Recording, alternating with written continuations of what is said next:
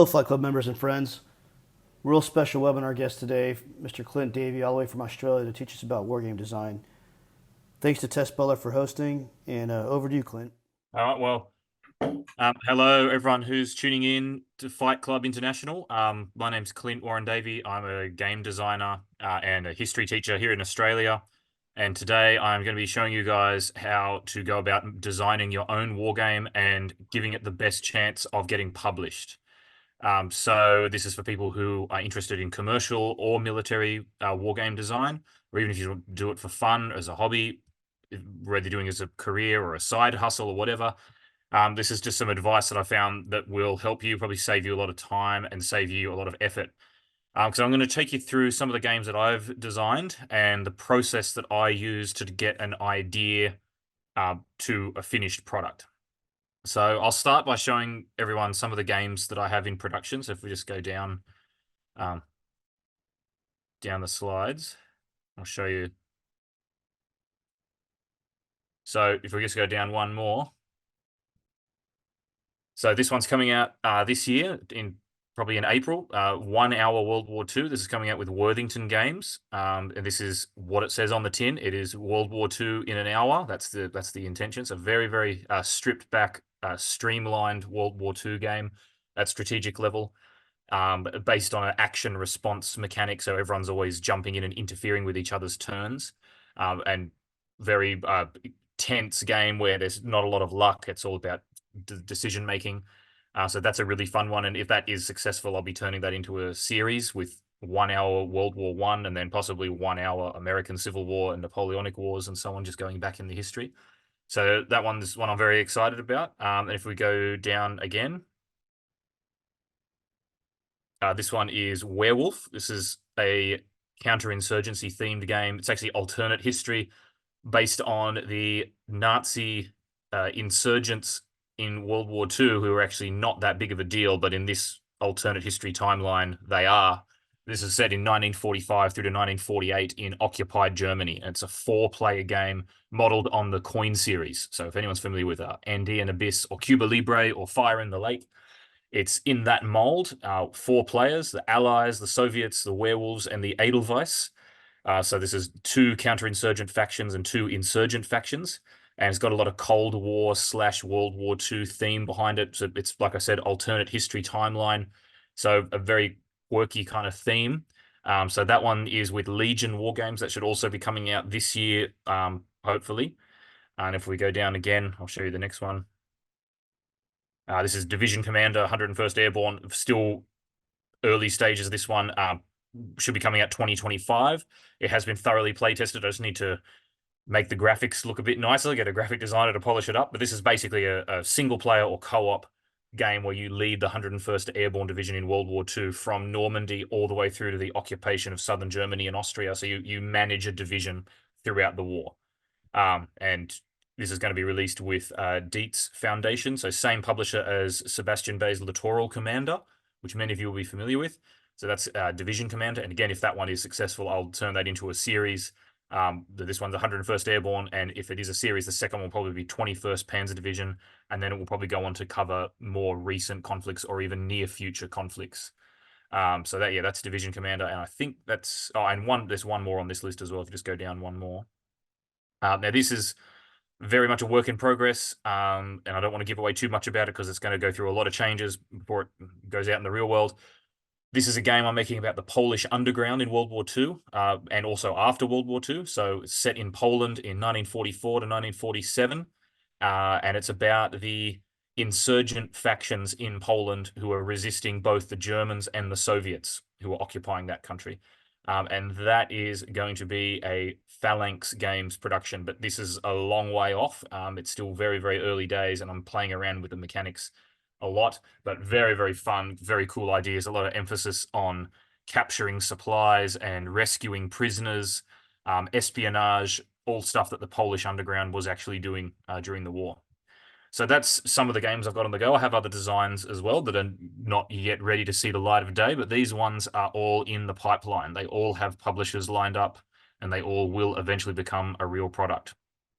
So let's begin with my steps for designing a war game. So if we go down the slide, and I'm going to show you, and we'll go down one more. Step 0 is to play a lot of games. So if you're going to be a war game designer, this is the before you even start making your own game, you play a lot of other games. I've got my top 10 here on the screen. These are games that have influenced me a lot. They're all very popular, mostly war games. I don't want to go through all of them in detail, but each one of these is an exemplar within a certain genre. So, for example, Star Wars Rebellion and War of the Ring, these are thematic games. They're based on very popular franchises, Lord of the Rings and Star Wars.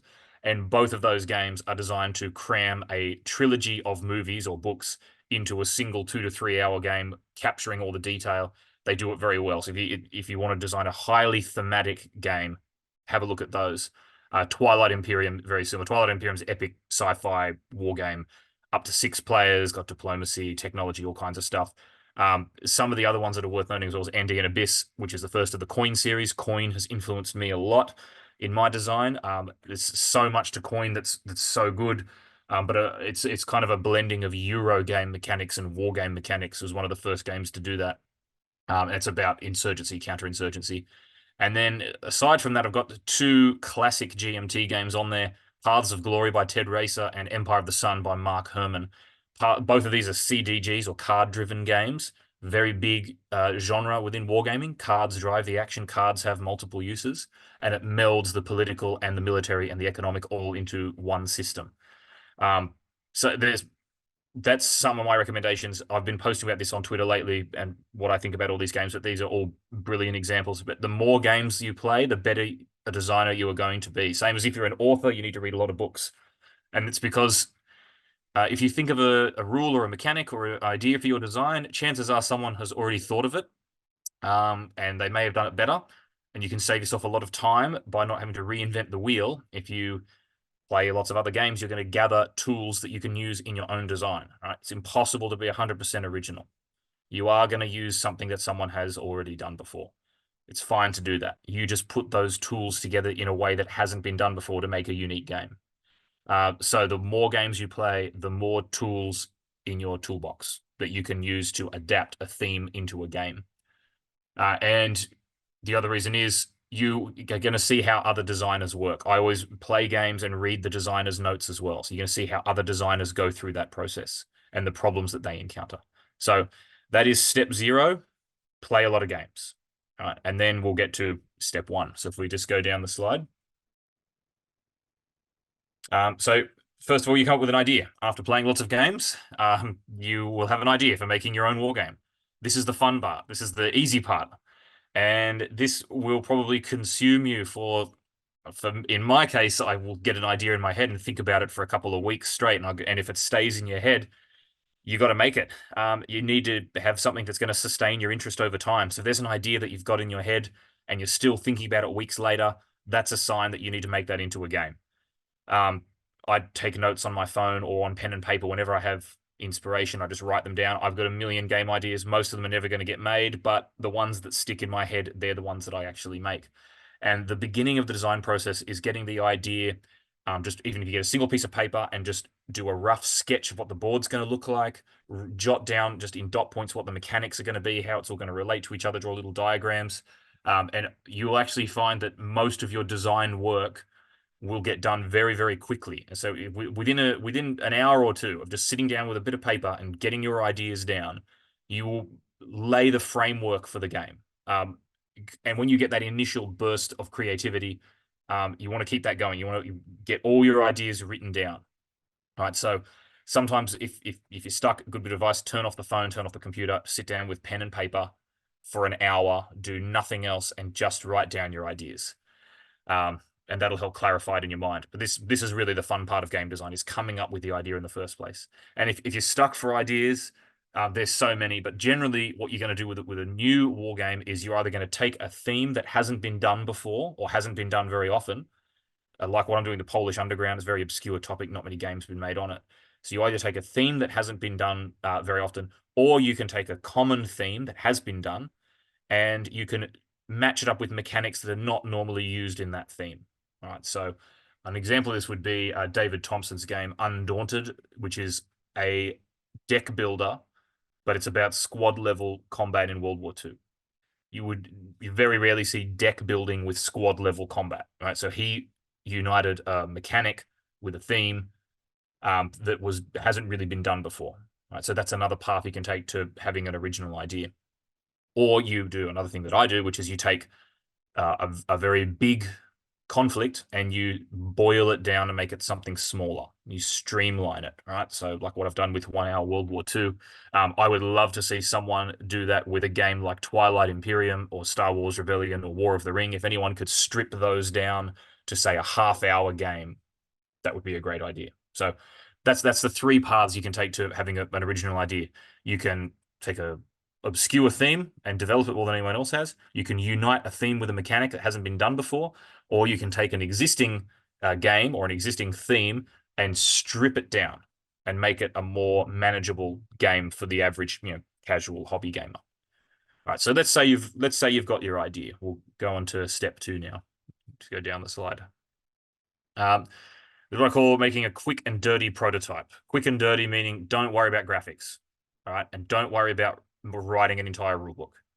I do prototypes nowadays. I do them all in Word and PowerPoint. That's the only 2 programs that I use to make my games. I don't pay money for any other kind of software. And at this stage in a production process where you're just coming up with your first initial prototype, you are not going to be hiring an artist. You are not going to be hiring a graphic designer. So I do everything in PowerPoint and Word because everyone's got them.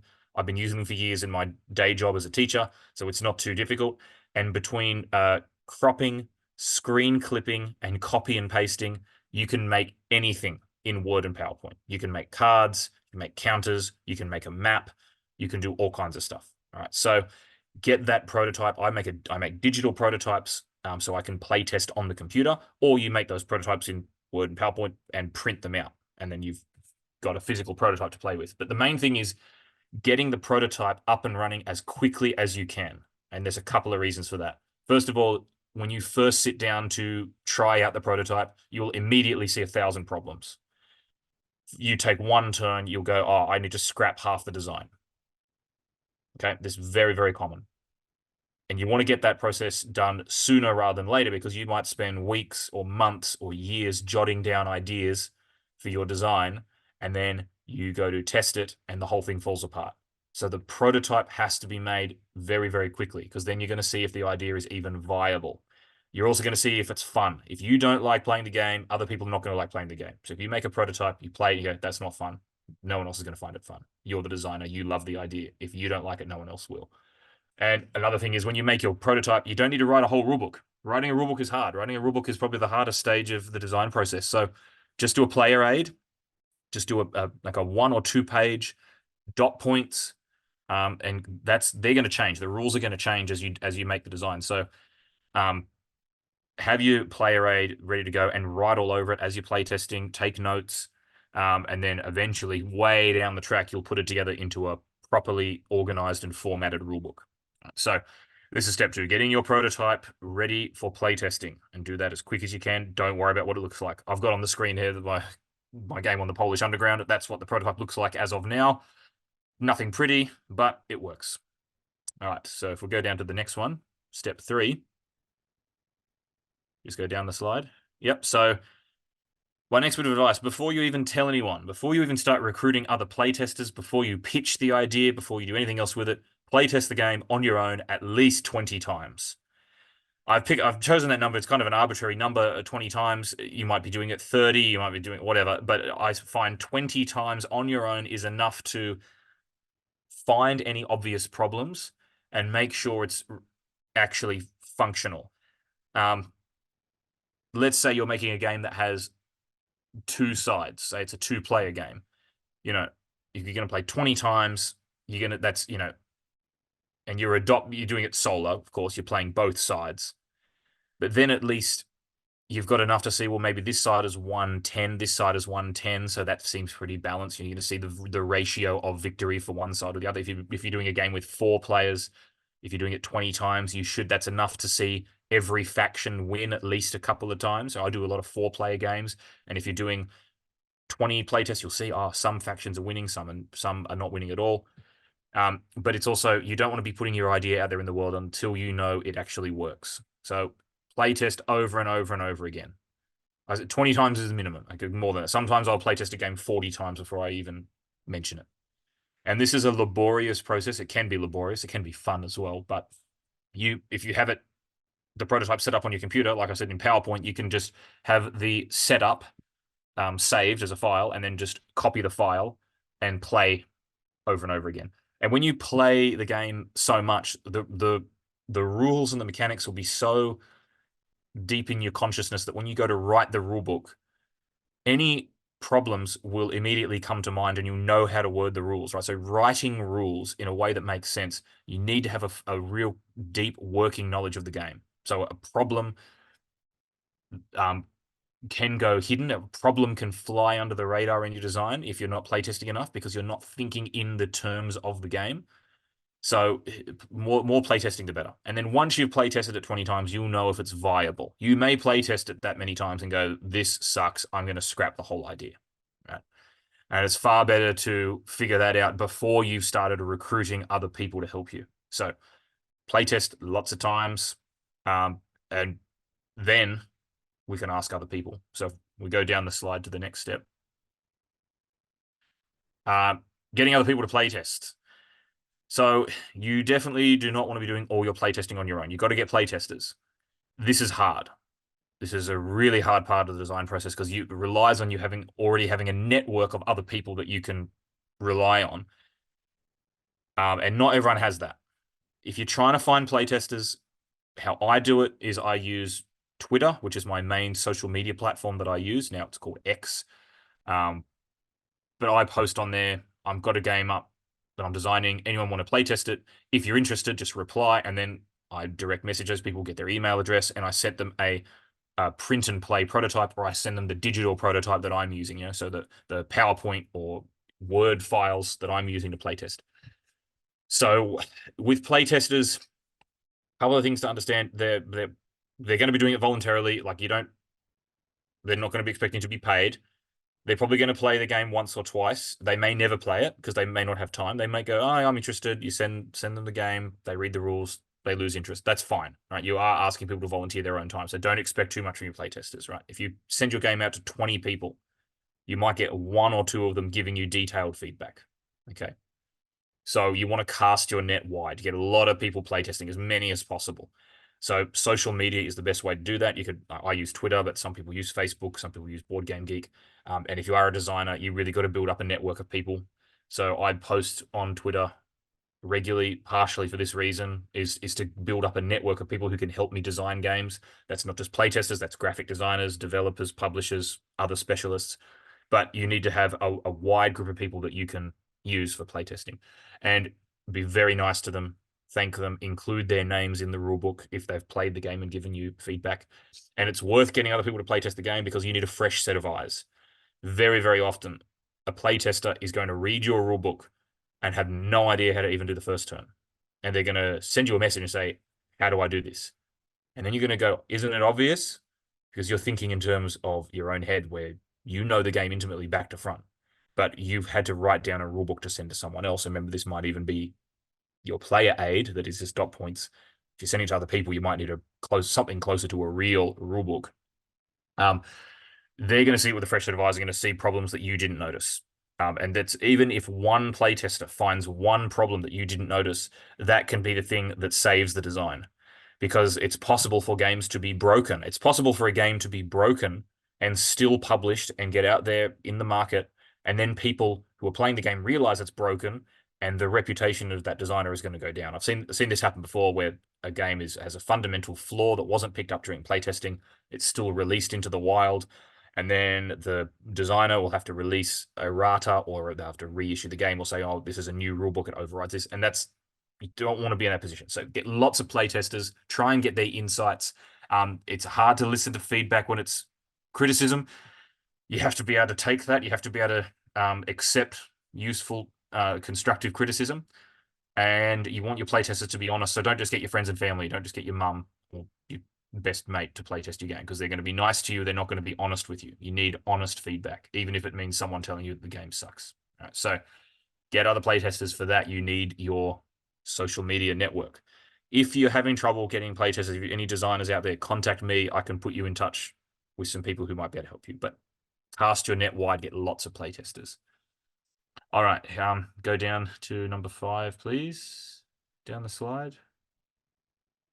Okay, so next step, after you've got lots of playtesters and you've playtested on your own many, many times, you're getting closer to actually pitching the game to a publisher. And this is where you need to slightly step up the graphics, the layout, the formatting, and the organization. So an example I've got here, what you're seeing on the screen, is the map that I used for 1 Hour World War II when I pitched it to Worthington Games. This is just a Word document. Now, it is not pretty at all, but it's very clear and it's very functional. So there's no ambiguity on that map. All right. It's very stark, blue and white colors. It's very easy to see what's going on.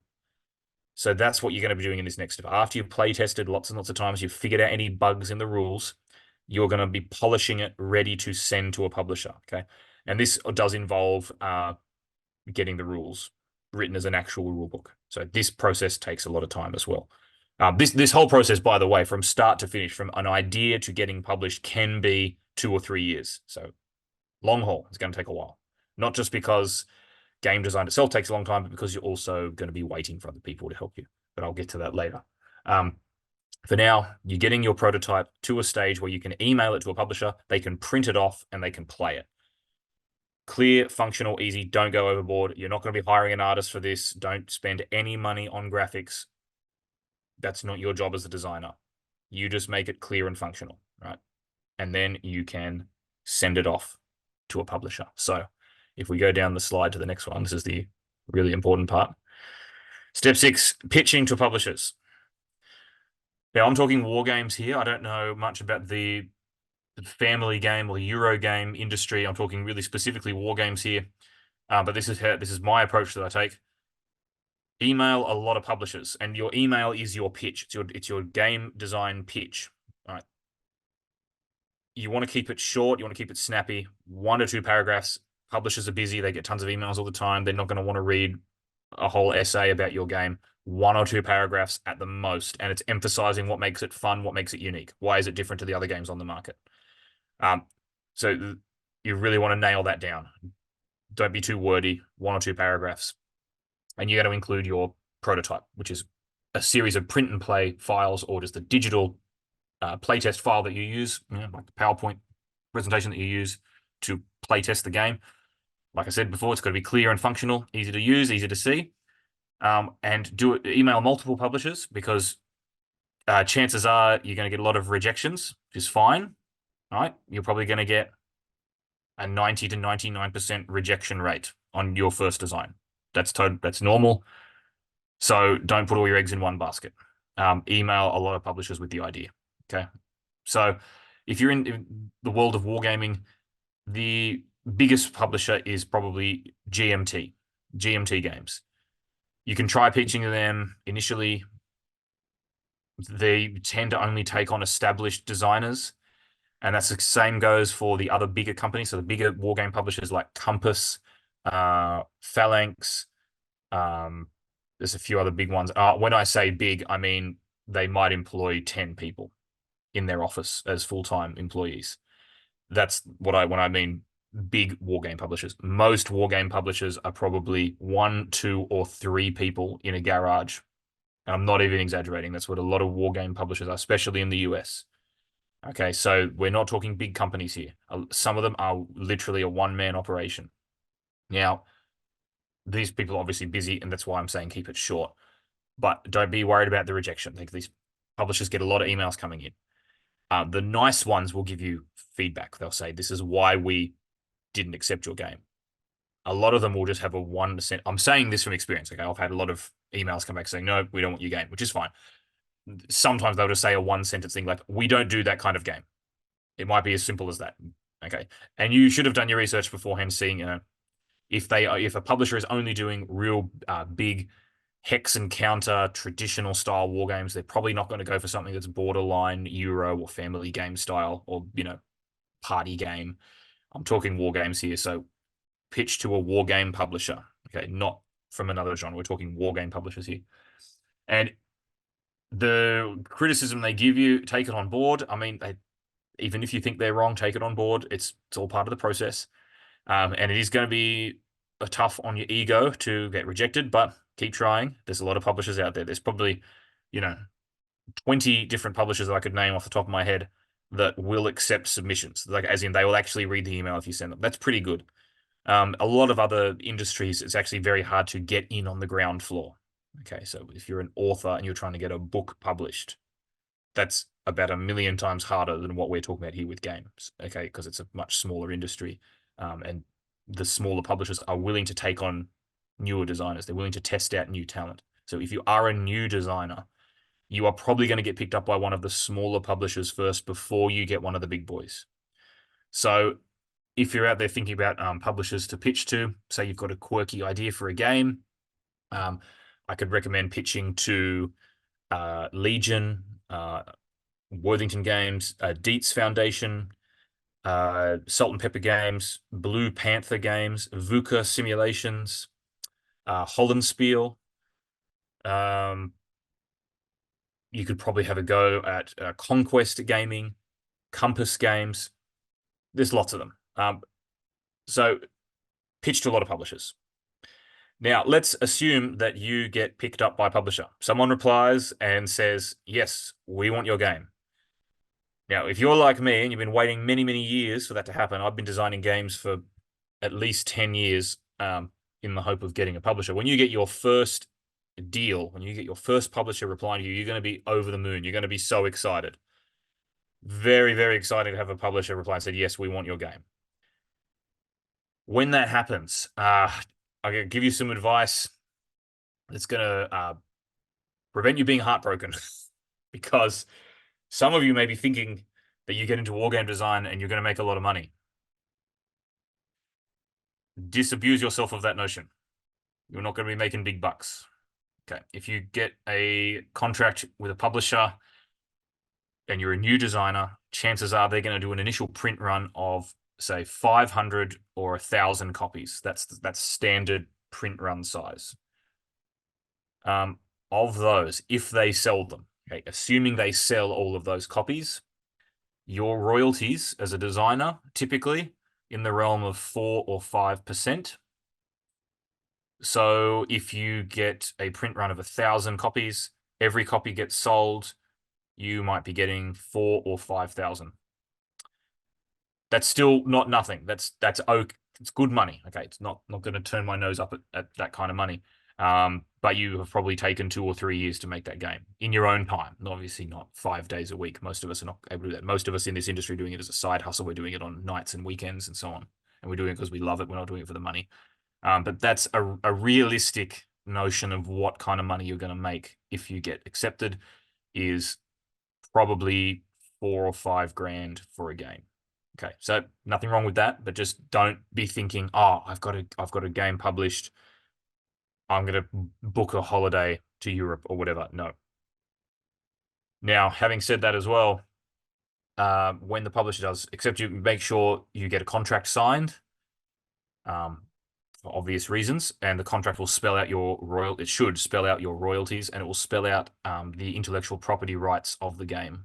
Usually the publisher will own the IP rights for a certain amount of time, either until the game has sold out, until every copy is sold out, or until a certain amount of time has elapsed, and then the IP rights will revert back to you as the designer. When if you get offers from multiple publishers, and you have to, and this has happened to me before, you have a couple of offers for the same game, email multiple publishers, some of them will get back to you. You got to think very carefully about who you want to work with, and it's something you can only learn by experience. I'm not going to say anything nasty about any publishers out there. Most wargame publishers are really, really great people, but the big difference is some of them can market games better than others.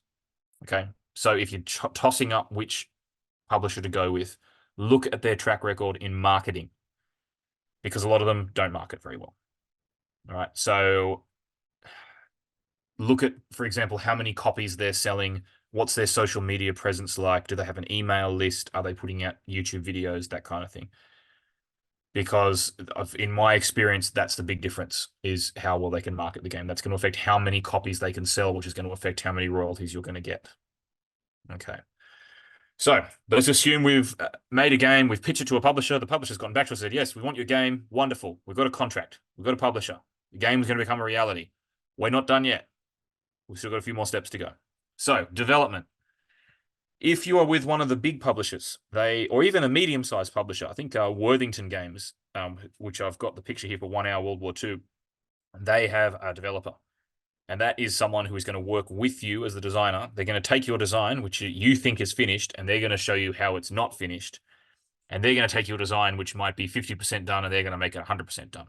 Now, a developer's job is not the same as a designer. The designer is the one that is coming up with the initial idea and writing the rules, and doing the bulk of the playtesting. The developer's going to come in, do extra playtesting, do very intensive playtesting, and a good developer is going to be looking for the flaws in your game and trying to iron them out, and they're going to try and make your game more user-friendly. So they're going to say, why do you need this? Why do you need this set of components? Why have we got this stack of markers? Why have we got this deck of cards? Why is this rule in there? A good developer is going to try and streamline your game and make it user-friendly. You know, even as simple as the layout of your cards, like moving the icons around. This is not just a graphic designer's job. A developer will actually get involved with the ergonomics of your design. So the layout of the rulebook, the layout of the counters and the cards, and say, if you're a player looking at this game, what's the easiest way to present information to the player? That's something a developer is going to do as well. Now, I've been lucky enough to have a developer work with me on a couple of designs, but a lot of publishers will not give you a developer. They're not going to employ another person to work with you. You're going to have to do it on your own. Okay, now, if that is the case, you're going to be continuing playtesting. Playtesting is continuing almost right up until you're sending those files off to be printed. You're going to do more intensive playtesting, and you're going to have to be the one to make your game 100% finished. Now, if you haven't been given a developer, you're doing the development on your own, you're going to get to a stage where the publisher is going to ask for the files to be sent off to, say, a factory in China for the game to be printed. And the files that you send need to be done. They need to be 100% done. And that sounds very obvious, but there are so many tiny little mistakes that can come through in the physical components. So cards, counters, map, rulebook, playbook, player aid, anything like that. Just little things, capital letters in the wrong place or full stops, icons in the wrong spot, whatever. There's so many tiny mistakes. And if you don't have a developer to go through it, you're going to have to do that yourself. A lot of publishers will work with you, though. The publisher themselves will do a bit of the development work. But chances are, if you're with a smaller publisher, a lot of that burden is going to fall on you as the designer. So hopefully you get a developer. Having a developer is great. And a lot more wargame publishers are trying to get developers as well as designers. But if you're with a small one, chances are you're doing all this on your own. All right, and then we get to the last step. Marketing. Now, it used to be the case that this was entirely the publisher's responsibility. If you, as a designer, had made a game, pitched it to a publisher, they've accepted it, it used to be thought that it is the publisher's job to sell this, to market the product. But I'm saying to you, designers have to be involved in that as well. If you're a designer, you've got to help out with the marketing. Because, again, not wanting to talk down to any publishers, but they are generally not great at marketing products. What I mean by this is they're not great at social media outreach or having a consistent email marketing campaign or consistently putting out YouTube videos or whatever. The ones that are good at it, I'll give you some examples. GMT is among the best. GMT has a regular email that they send out. They have like a monthly or bi-monthly email that they send out with their latest products. They do a lot of YouTube videos, and even for one game that they're releasing, if they have one game available for pre-order, they will have sometimes 30 to 50 individual pieces of content out there on the internet supporting that game. That could be articles written on Board Game Geek or blogs. It could be interviews done with people like the Players Aid, so TPA, the Players Aid, who are the biggest influencers. I don't like that word, but fine. They're influencers in the wargame world. They do YouTube videos, they do blog articles, or it might simply be stuff posted on social media. But for a game with GMT, they'll have a lot of content out there on the internet for that game. And you need this because you're going to be waiting for people to put in pre-orders. How most game publishers are working now is some kind of crowdfunding. Kickstarter is the most famous, but there's also GameFound, and a lot of wargame publishers just have their own crowdfunding on their own website. So GMT has P500, Legion Wargames has CPO, customer pre-order. Dietz Foundation has building blocks. They all have their own word for it. It's all crowdfunding, which means you wait for the orders to come in. If you reach a certain number of orders, the game actually gets made. Now, you as the designer, you think, oh, I have my contract signed. I'm going to get my game published. There could be a very, very long wait until the game actually gets published. All right, because you're waiting for the pre-orders to come in. And if the publisher is not doing a lot of marketing, your pre-orders are going to languish. You may not even make the cut. You may not even get the number that you need. So that they've sent you a contract that says we've accepted your game, but the game may never see the light of day. So keep that in mind. This is why I say designer has to help out with the marketing. Okay, because if your game is out there, you want to be doing as much as you possibly can to get those pre-orders coming in. Now, it's going to come across as annoying. I don't like doing it. Everyone here in Australia, we're not good at marketing. We're not good at talking ourselves up. We're generally pretty bad at it, but you have to be out there on social media talking about your designs. I try and do this. I don't like it, but I try and get on social media on my Twitter account and say, my game is available for pre-order. Check it out. Here it is. And do that regularly. So you have to be involved in the marketing process. And also, no wargame publisher ever is going to hire a marketing company or a marketing advisor to help with this. They don't do it. Okay. So it's just because the profit margins are too small. So the marketing is being done by you, the designer, and it's being done by the publisher. Now, if you are going to go down start market your own game, some of the advice I've got is just very general advice. Paid ads on Board Game Geek, not great. Neither are Facebook ads or Google ads. The return, not great for war games. It can work for other type of games, not so much for war games. Best methods: YouTube videos, as in interviews with people, or unboxing videos. If you've managed to got a physical game that's ready to go, you've actually got the game in boxes. You can send them to people who do reviews on them. Usually, you send them a free copy, and then this is how it works. You send them a free copy, they'll do a review video. Or if you have an email list, if the publisher has an email list, as in everyone who's ever ordered a game from them has given them an email, they might have a list of 2,000, 5,000, 10,000 people that they send out regular email updates to. Email and YouTube, I have found, are the best platforms for marketing your game. Twitter, pretty average, pretty crap, actually, to be honest. The conversion rate is not good. Conversion rate meaning how many sales you're getting for the amount of effort you're putting in, roughly. Facebook, not great either. So if you can, YouTube videos and email, that's your best ways to market the game. And of course, if you're doing a Kickstarter campaign, Kickstarter itself has its own outreach, right? So a lot of people will log on to Kickstarter and see what's there, right? They might not even be wargamers in particular, but they'll just go to Kickstarter and see what's there. Now, I'm not by any means an expert at marketing, but I've basically had to learn it the hard way and pick up a lot of this stuff myself. And so it's again, if you're a designer, you're probably not used to getting out there and pushing your product and trying to be in the limelight, but you have to do a little bit of this stuff. You've got to be willing to get out there and have your face seen and talk about your games. So yeah, and then hopefully you get your pre-orders rolling in, the game gets sent off, gets produced, and you get paid. That's the end of the process. So that's my 8 steps for making a war game. And if you want to see this video, it's going to be put on YouTube, and you can go back and watch it. And if anyone is interested in asking me questions directly, follow me on Twitter or X. If you just search for me, Clint Warren-Davey, I'm on there. I've got 1,800 followers, which is a drop in the ocean. It's very small, but those are 1,800 very, very good followers. a lot of them are very smart people. They're either wargamers, they're other fellow designers, they're graphic designers, they're people that playtest games for me. They're experts in tabletop simulator or they're experts in all kinds of things. Very great set of followers. Love my people on there. Great network to have. And if you want to be part of that network, get in contact with me.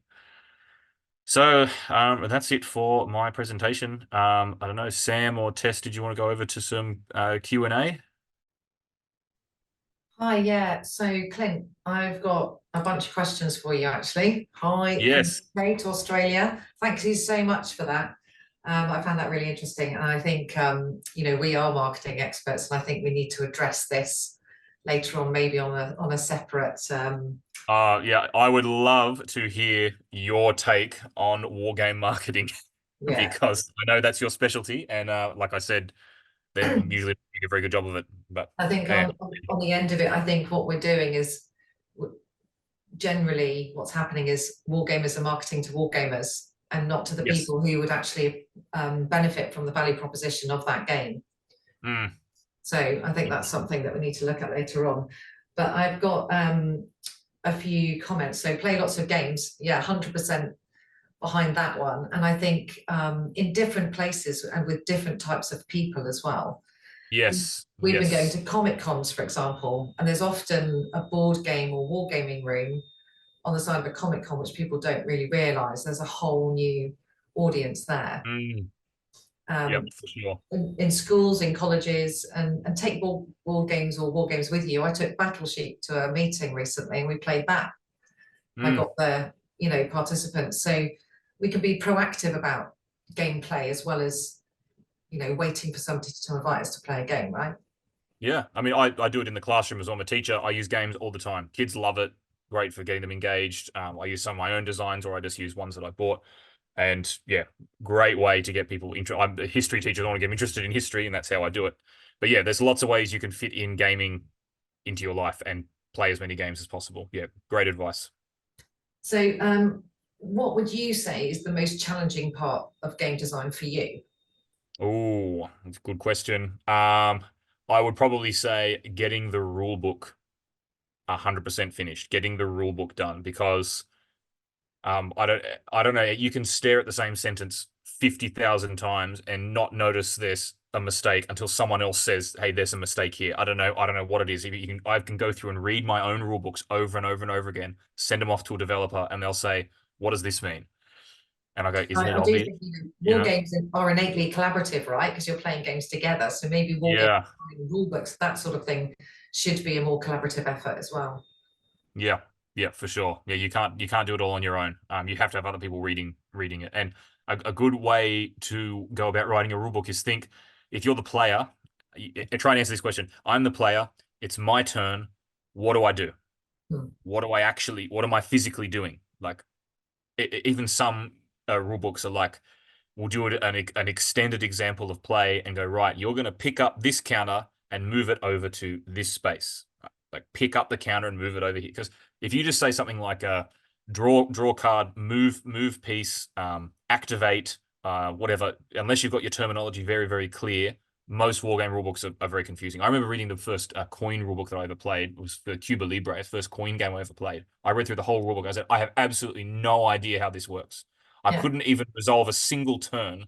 And then I read an example of play, and I was like, oh, okay, that's what it means. So, Do you think there's something, where we're talking about hybrid and digitization of war games, where actually we digitize the actual rules and things. So we have like mini videos to mm, watch with, QR codes instead of like a big thick pack of rules, which can actually be quite intimidating, especially to, yes, yeah. inexperienced gamers.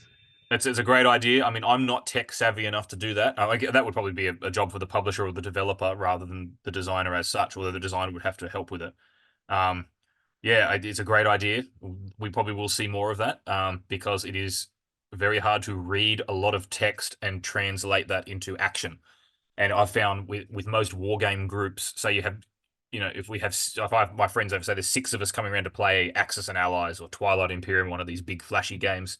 Yeah. It'll probably be me and one other person who has actually read the rulebook. No one else has read the rulebook, and rock up and go, right, what do we do? So and it's very, very common to have only one person at the table who knows how the game actually works. Yeah, Um, 100%. yeah. What would you say was the most enjoyable part of game design for you?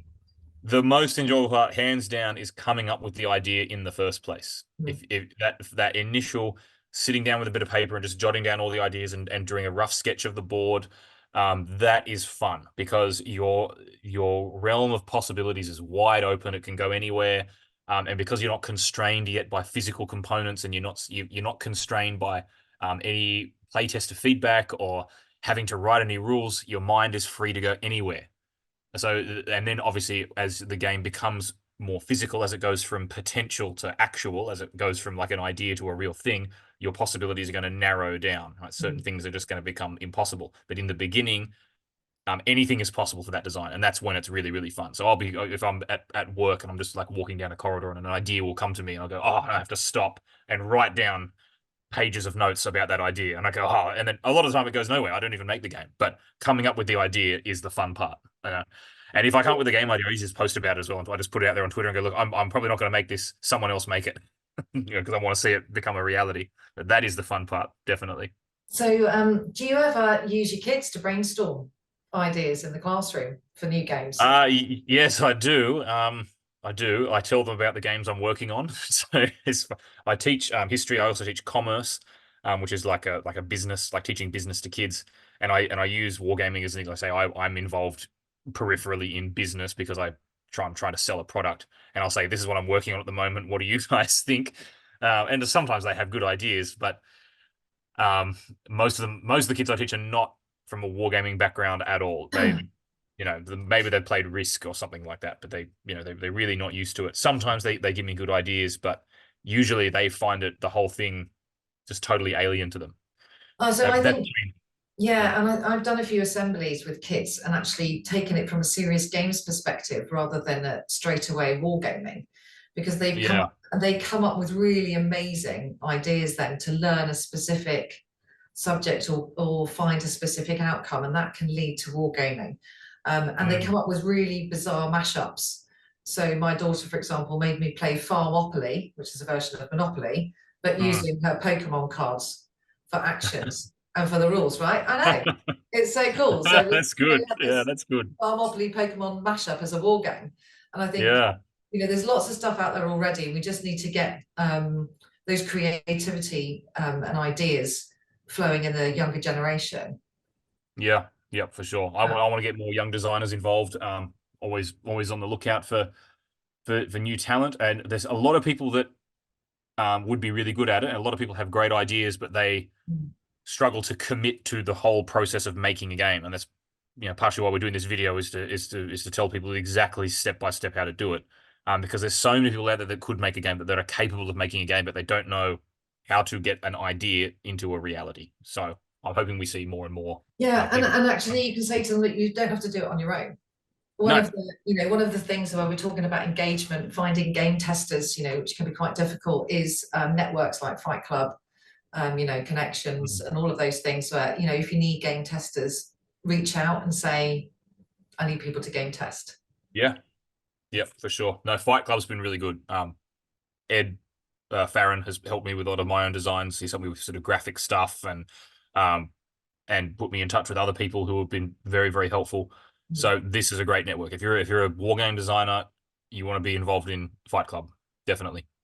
Well, that's an awesome advert, isn't it? Yeah.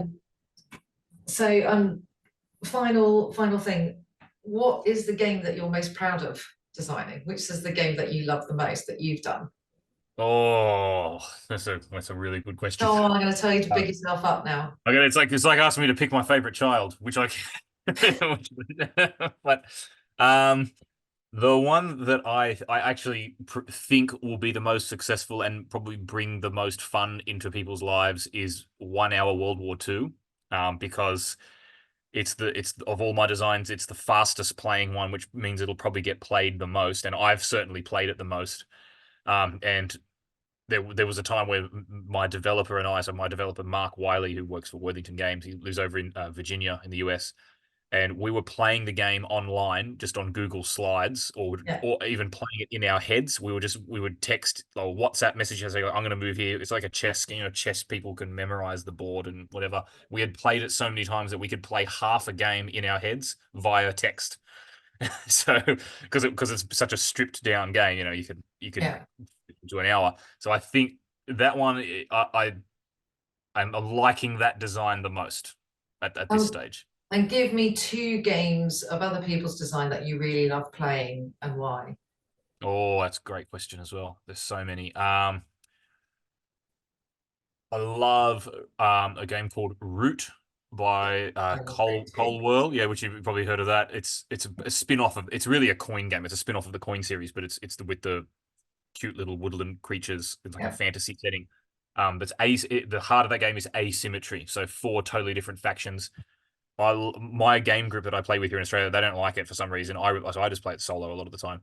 I But found that it really divisive. People either love it or they can't cope. Yes, Yeah. yes, and you will see that with the reviews of it. I love it. I especially love how, in the original game, one of the factions is like a giant army that's making buildings and moving resources around, and then one of the factions is one guy who's I'm playing an the, RPG. and it's the Badger, and I love playing that. I The love Badger, yeah, Yeah, no, I love the playing that. Vagabond, yeah. Yeah, yeah. It's It's awesome. so cool how Cole managed to get, one person's playing an RPG, one person's playing a big, army war game, and they're on an even footing somehow.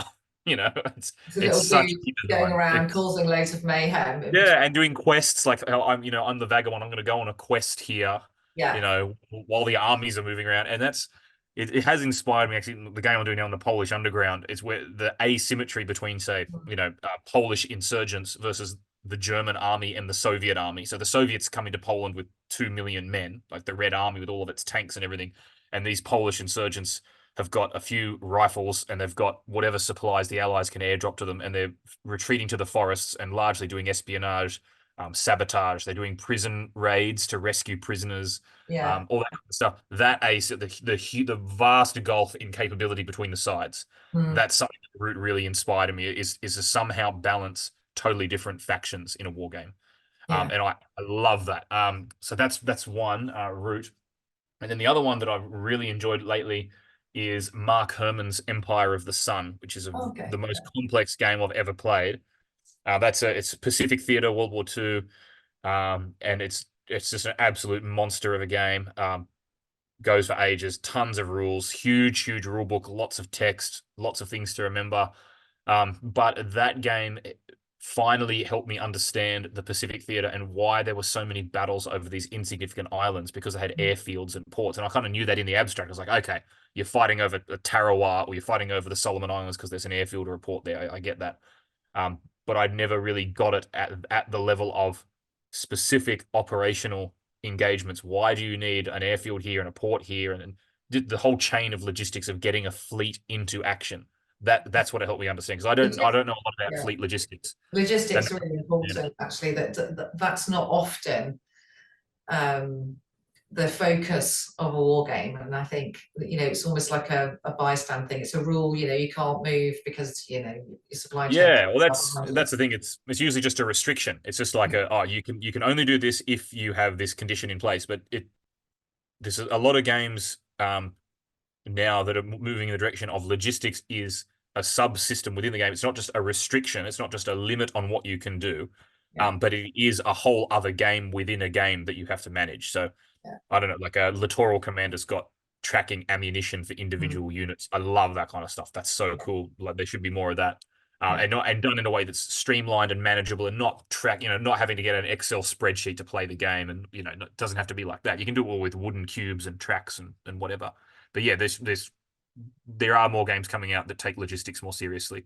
Division Commander that I'm going to have out coming out probably in 2025 about the 101st Airborne. That's all about logistics as well, because it's about a paradrop. So the men land with enough supplies for maybe 1, 2, or 3 days, and then they're running out of ammo, food, medical supplies, and shells. They got to link up with the supply line to get the supplies flowing again. So I think but there will be more games, and there need to be more games that have logistics as a core subsystem within the game. That is going to happen, and it's a good thing that's happening. So Yeah, so that's my two at the moment: Root and Empire of the Sun, two totally different games. But that's what I've been playing at the moment and really enjoying. Okay, cool. Yeah. So how do people get hold of you other than Twitter to say, Clint, come round, come out for a beer and let's do a war game? Well, Twitter is the only social media platform that I actually use. I don't use Facebook at all. I don't use any of the other like Blue Sky or Mastodon or whatever. I just use. It's easy for me to just use one platform, so that's where I do most of my communication with the outside world. Yeah. But if anyone wants to email me, I check my Gmail account all the time. So if anyone wants to send me an email, we can put that in the YouTube description, I guess. But that's just mine, clint.warren-davey@gmail.com. So if you want to email me, happy to do Brilliant. that. But yeah, Twitter's my main way of communicating with the world. Have you got any final thoughts on where you're going to go?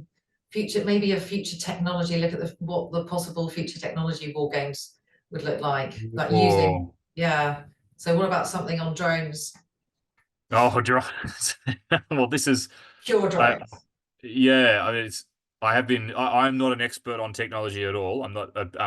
But I have lately been interested in, how the U.S. Army is going to be going through a Force Design 2030. You're probably aware of that, and well, a lot of other war gamers probably aware of that. So they're totally restructuring the design of the armed forces, Mm, and partially that's to do with what's happening in Ukraine.